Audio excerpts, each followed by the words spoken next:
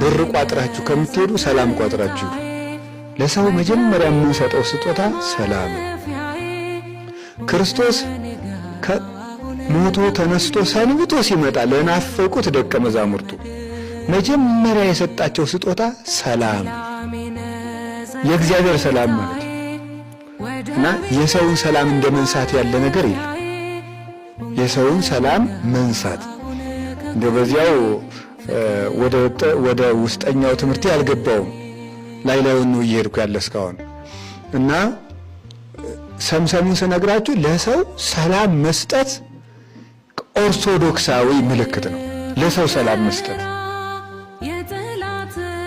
ሁለት ነገር ነው የምንማረው። ክርስቶስ እንደደረሰ ምንድነው የሰጠው? ሰላም።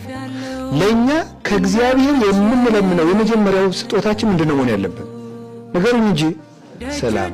የመጀመሪያው የምን ሰላም ነው? የውስጥ ሰላም ነው። የነፍስ ሰላም ማለት ማረፊያ እንደሌላት ወፍ የምትዞረው ነፍሳችን እንድታርፍ ያስፈልጋታል። ሰው አሁን ባለበት ነገር እርጋታ የለውም። በተሰጠው ነገር ሰላም የለውም። ሰው በዲቁናው እርካታ የለውም። ሰው በቅስናው ሰላም የለውም ማለት ደስ አይለውም። በጵጵስናው ሰላም የለውም። አግብቶ ሰው በጋብቻው ሰላም የለውም። በያዝነው ነገር ሰላም የለንም። ሁልጊዜ ሰላም የሚመስለን ያቀድናት እቅድ ስትሳካልን። ሌላ በጣም የሚገርመኝ በዓለም ያለው ሰው ይሁን መነኩሴው ሰላም ሲያጣ ግን ይገርማል። ደግሞ አሁን መነኩሴ ልጆቹ አያለቅሱበትም፣ ሚስት የለውም፣ ድስት የለውም። መነኩሴ ምንድነው ሰላም የሚያጣ ስትሉት ያው ጋኔን ስላለ ነው። ሌላ ምን እሱ ነው ሰላም የሚነሳል። አዲያ ክርስቶስን ሁል ጊዜ የልብ ሰላም ስጠኝ ማለት ያስፈልጋል።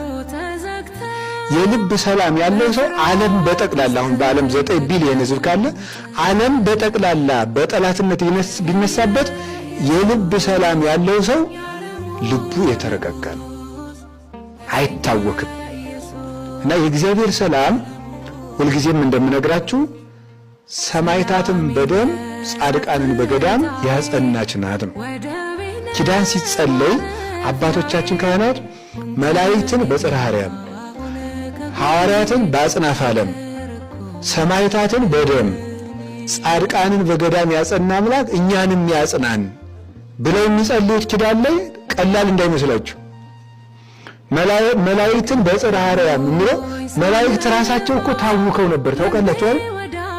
ታውከው ነበር። ሁከት ገጥሟቸው። ማን ያወካቸው? ዲያብሎስ። ስለዚህ